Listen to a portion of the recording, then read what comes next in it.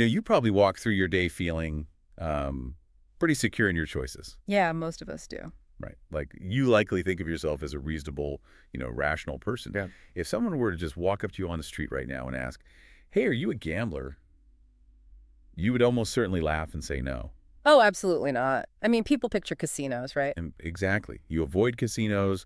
You don't participate in sports betting. You don't even buy those scratch-off lottery tickets at the gas station. Right, you're the responsible one. Yeah. Instead, you put your money in a high-yield savings account.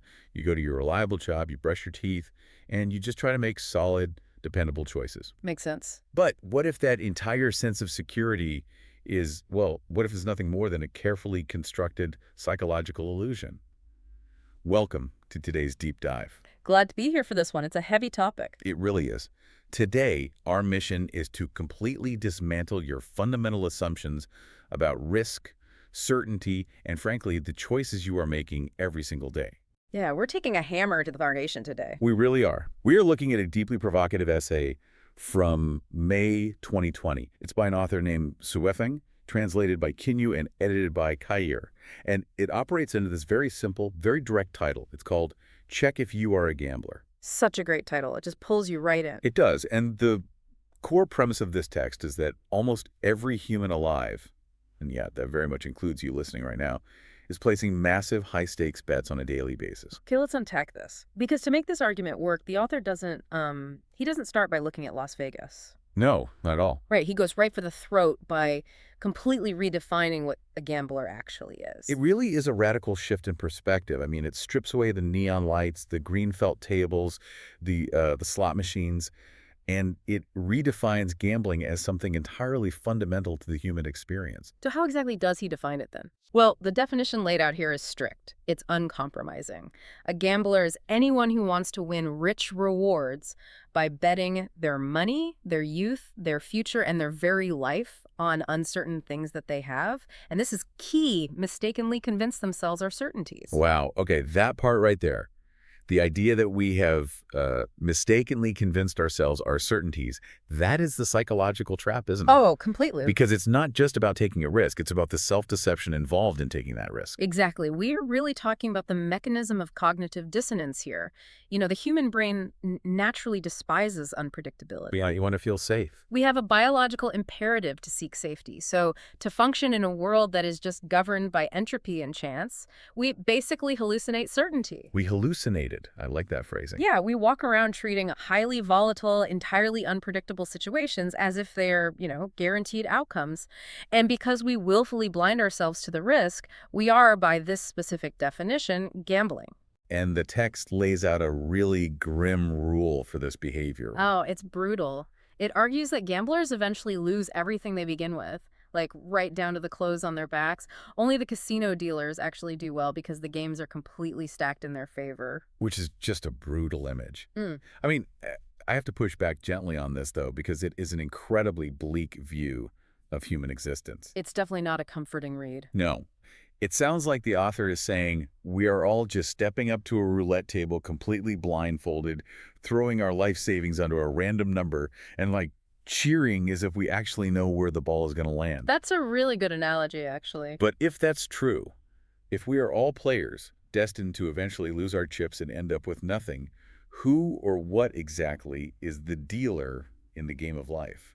Who is holding this stacked deck? What's fascinating here is how the author doesn't personify the dealer as a malicious individual or, some shadowy cabal of people. Okay, so it's not like a rigged system by someone out to get us. No, instead, the inherent uncertainty of the universe itself is framed as the house that always wins. Reality is just fundamentally uncertain. Ah, I see. Yeah, the dealer is just the passage of time. It's the unpredictable nature of physics and, frankly, human free will. That makes sense. And what the author does next is relentlessly apply this definition to the very areas of life we normally consider the absolute safest and most traditional. Right. And instead of walking through this topic by topic, let's look at it through the lens of how we try to manufacture that certainty you mentioned. Let's start with our, let's call them our internal bets. The wagers we make with our own hearts and futures. Exactly, because the essay asserts very plainly that marriage is the biggest gamble in life. Yeah, think about the mechanics of how we enter into a lifelong partnership. You're taking your entire youth and your whole life and you are betting it on one single person. Right. And your expected payout for this massive wager is a lifetime of happiness, joy, harmony, and, mutual blessings. But the logic follows that you can never actually be sure of that outcome because you can never fully understand another human being. You really can't. Right. You can't fully know their personality, their outlook on life, their temperament, or their character. Here's where it gets really interesting. I tend to view this like a business transaction. Okay, how so? Well, entering a marriage under this framework is basically like making a massive venture capital investment, but the SEC won't let you read the full prospectus. Huh. You are literally throwing your life savings into a startup. And to cope with that terror, we use societal norms like wedding rings, legal contracts, public vows. We use them as psychological armor to help us ignore the inherent randomness of another person's free will. Yes, I love that analogy. But where your venture capital analogy actually breaks down is that a startup eventually has to provide quarterly earnings reports. True, you get some data eventually. Right, but a human being's internal emotional landscape, that remains completely opaque forever. People change. Oh, that's a terrifying point. Yeah. You are not just betting on who your partner is today. You are betting on who they will be in 20 years. And, for that matter, who you will be in 20 years. Right, because neither of you are static. Exactly. And because this framework establishes that gamblers eventually lose, it follows this logic to a really dark conclusion. It says the result of expecting guaranteed permanence from an impermanent creature is naturally tragic. Tragic. Wow. It's a heavy concept. And it doesn't just stop at marriage, does it? No, it expands to cover literally all interpersonal relationships. Yeah, whether you are spending your time and energy forging relationships for benefit, for safety, for affection, or honestly just for entertainment, you're placing chips on the table. You really are. You can never guarantee if these connections will bring you noble allies or, put you at risk. You don't know if a friendship will end up being a blessing or an absolute curse. And that is the pivotal distinction here. It is the self-identification of uncertainty as certainty that makes it a toxic gamble. Explain that a bit more. Well, we crave the security of knowing a relationship is solid, right? So Yeah. we blind ourselves to the fact that humans are unpredictable. We make a bet, pretend it's a sure thing, and then we suffer when the inherent volatility of life reveals itself. Okay, so investing our hearts is a gamble. Let's pivot and look at how we bet on the future through our families and our livelihoods.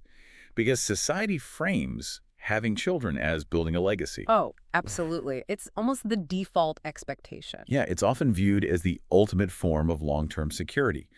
But practically speaking, this essay strips away all that romanticism. Completely. It asks a very pointed question about motivation. If your main purpose for having children is to bring glory to your ancestors or, Right. to ensure that you are protected and financially supported in your old age. Which is incredibly common globally. Extremely common. Well, if that's your goal, you are unequivocally gambling. Because you are pouring your sweat, your hard work, your money, and your hope into a completely unknown future outcome. There is a biological imperative at play here, obviously, but we dress it up as a rational investment in our future security.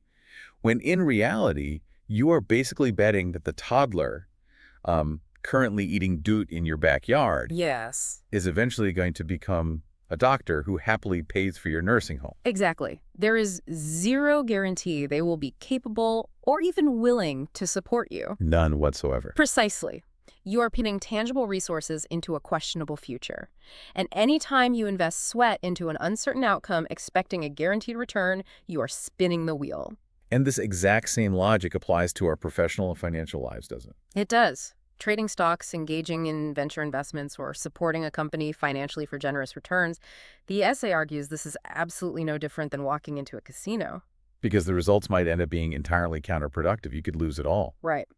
I struggle a bit with the career aspect, though. I mean, I understand the stock market comparison perfectly, but the essay lumps incredibly diverse human endeavors into this single category. It really casts a wide net. Yeah, it lists battlefields, officialdom, the corporate workplace, business, and even the teaching field. How does a teacher grading papers equate to a gambler pulling a lever? I mean, society heavily rewards long-term career planning, so it's hard to reconcile building a solid foundation with rolling the dice. If we connect this to the bigger picture, What Xu Feng is doing here is systematically deconstructing the societal prestige we attach to concepts like hard work and career building. Okay, break that down for me. Let's take your teacher example.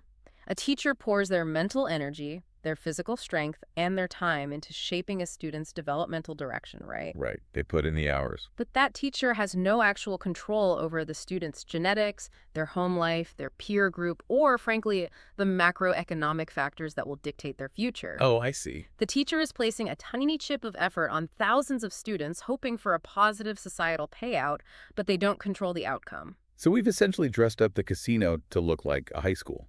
Yeah. Or an office building. We put in our time and energy, the wheel spins, and we just hope it lands on a promotion or a successful student rather than a layoff or a failure.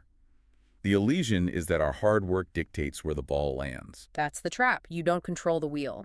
As long as you invest your future in any field where the developmental direction cannot be determined by you alone, you are a gambler. Okay, so we've dismantled our internal bets. We've taken down personal relationships, our families, and our careers. We've basically taken away day-to-day certainty. We really have. But humanity is incredibly clever. When our personal lives feel too random, we build massive external structural systems to hide from this randomness.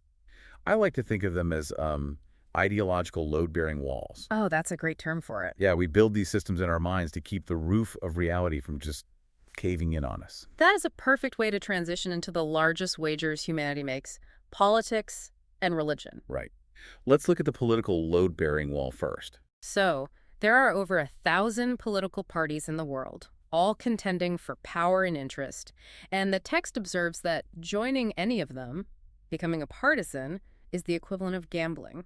Because the very structure of the political system is built on winning and losing. Exactly. And anything that inherently relies on a framework of winners and losers is, by definition, a game of chance, where you are betting your energy and your beliefs. It's a purely structural observation from the author. It doesn't actually matter what the political party stands for. The mechanics of competing for an undetermined future power state make it a wager. It's all about the mechanics of the game. Right. But the most profound gamble identified here is religion. Participating in a religion and becoming a believer is framed as betting your very destiny and your eternal future on rituals and ideas that you firmly believe are correct. But almost every religion claims to be the single, absolute truth. Yes, they do. And the essay refers to this claim of absolute correctness as, quote, wishful thinking, questioning whether these rigid beliefs can actually withstand the challenges of facts, logic, and spiritual perception. Right. Let's look at the mechanisms of why it's a gamble. The author highlights fundamental structural contradictions among major global belief systems. Specifically, he mentions Christianity, Islam, and Buddhism. Yes, and it focuses on how these systems contradict each other on the most basic rules of the universe. Like what? Well, take the concept of life and death. The essay contrasts the belief in reincarnation with the belief in lying quietly, waiting unconsciously for a final judgment and resurrection. Those are two very different outcomes to place a bet on. Completely different. Or look at the rules of marriage within these traditions. Christianity practices monogamy. Islam allows men to have 4 wives, and Buddhist monks and nuns commit to not marrying at all. Right. These are entirely contradictory practices, meaning they cannot all simultaneously be the absolute universal truth. They are structurally incompatible. So, if you are not entirely sure what happens after death or what the universe actually demands of human behavior, and you choose one specific system to follow, well, you are fundamentally placing a wager on the unknown. And the incredible irony here is that we usually turn to these massive institutions like political parties and religions specifically to escape uncertainty. That's the paradox, isn't it? It really is. We look to them to give us the ultimate assurance, to tell us exactly how the world works. We don't have to face the terrifying void of chance. We go to them for guaranteed outcomes in an unguaranteed universe. But if this framework holds true, the very institutions that promise us the most certainty are actually the biggest casinos of all. Yeah. We are walking into the grandest gambling halls civilization ever built, placing our chips on a theology or a political ideology, and desperately hoping we pick the right table. It is an incredibly unsettling thought, which is precisely the intention of the text. Oh, for sure. The goal is to strip away every layer of comfort and assumed certainty you possess, until you are forced to look at your life as a series of constant, unavoidable wagers. Which really brings us to the ultimate crossroads of this essay. All right, the final wake-up call to you, the listener.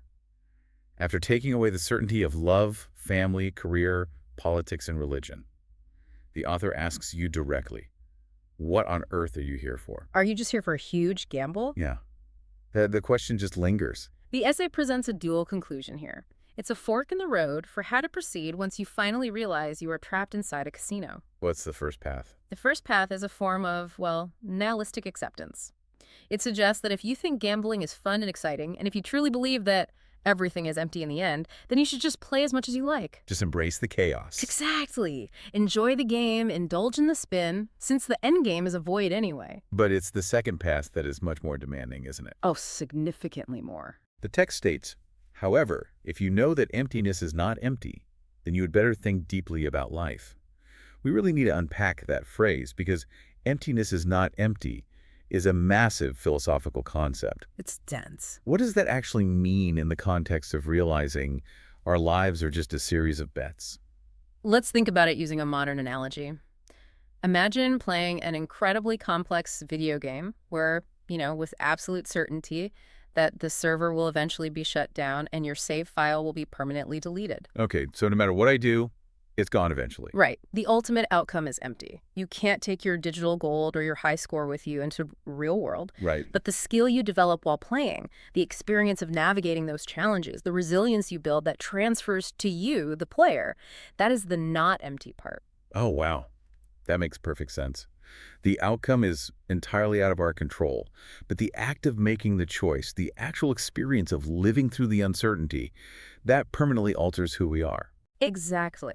It suggests that even though our outcomes are uncertain and our wagers might fail, our actions, our choices, and our awareness still hold immense weight.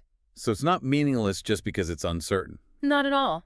The game might be rigged by entropy and the outcome is unknown, but the experience of participating with open eyes is not devoid of meaning. So what does this all mean?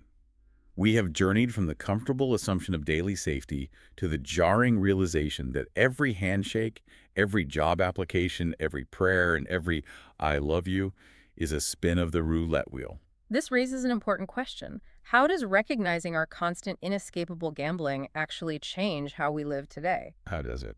Well, if we accept this premise, we can no longer walk through life with the arrogant assumption that we control our destinies. We have to drop the psychological armor. We have to stop pretending we aren't blindfolded at the table. Right. We have to admit we don't know where the ball's going to land.